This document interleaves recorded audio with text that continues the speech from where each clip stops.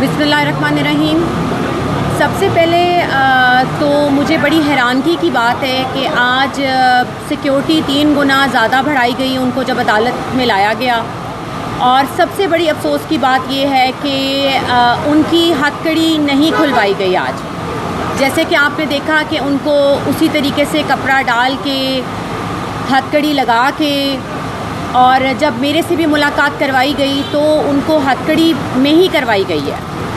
मुझे नहीं समझ आई कि हमने 2-3 दफ़ा जज साहब से रिक्वेस्ट की कि आप ये हैंडकफ जो है इसको ओपन करें, लेकिन जो हमारी इस्तदा थी वो मुस्तरद कर दी गई। और दूसरी बात ये है कि उनको अभी मिलने का भी फैमिली से टाइम नहीं दिया गया। जितनी देर भी आर्ग्यूमेंट्स होते टाइम दिया जाए कि उनसे मुलाकात की जाए।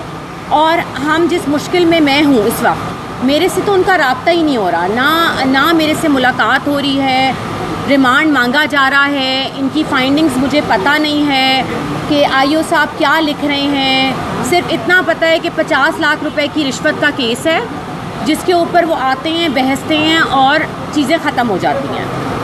मैं यही कहूँगी और मेरी अपील है चीफ जस्टिस ऑफ पाकिस्तान से कि जी इस केस को आप सुनिए, क्योंकि फवाद साहब एक सुप्रीम कोर्ट के लॉयर हैं और एक एक्स फेडरल मिनिस्टर हैं।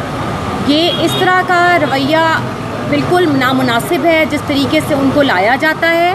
कानून के दायरे में रह के हम कानून को फेस करेंगे, हम हर तरह कोऑपरेट करेंगे। हम कहीं मुल्क से बाहर नहीं जा रहे, हमारे नाम नो फ्लाई लिस्ट में है 10 मई से, मेरा और फवाद साहब का। हमने इस मुल्क को छोड़ के कहाँ जाना है? ये फ़ौज भी हमारी है, ये मुल्क भी मेरा है, और ये सियासतदान और ये पॉलिटिकल पार्टीज़ भी मेरी हैं। तो हमारी किसी भी तरीके से जंग नहीं है।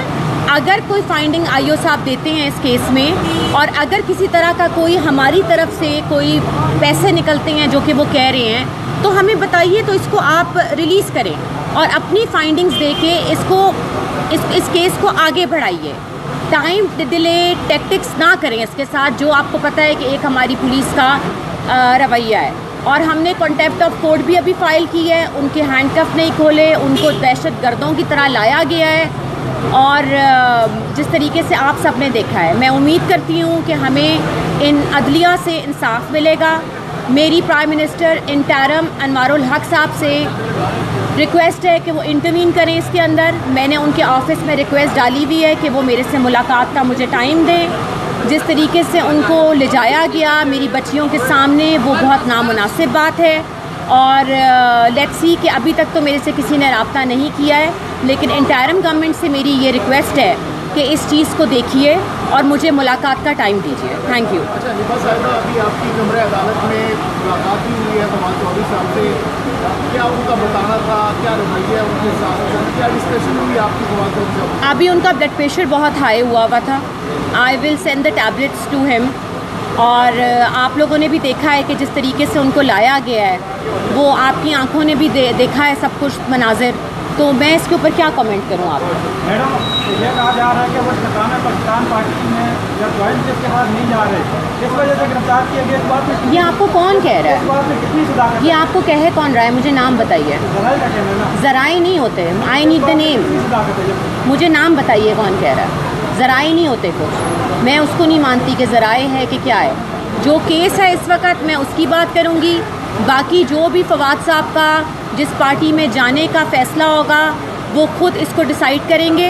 इस वक्त कोई भी हालत नहीं है कि हम किसी किस्म का बयानबाजी करें, क्योंकि मैं बहुत एक दुख और गम से गुज़र रही हूँ। मेरी कोशिश यही है कि हम जितनी जल्दी हो सके उनको अदालतों से रिलीफ दिलाएं। और मेरी फिर चीफ जस्टिस ऑफ पाकिस्तान से अपील है कि मुझे मुलाकात का टाइम दिया जाए, मुझे मेरी बच्चियों को मिलवाया जाए, मुझे उनसे मिलवाया जाए। बेशक आप इंक्वायरी अपनी रखें, लेकिन मुलाकात ज़रूरी है। Thank you.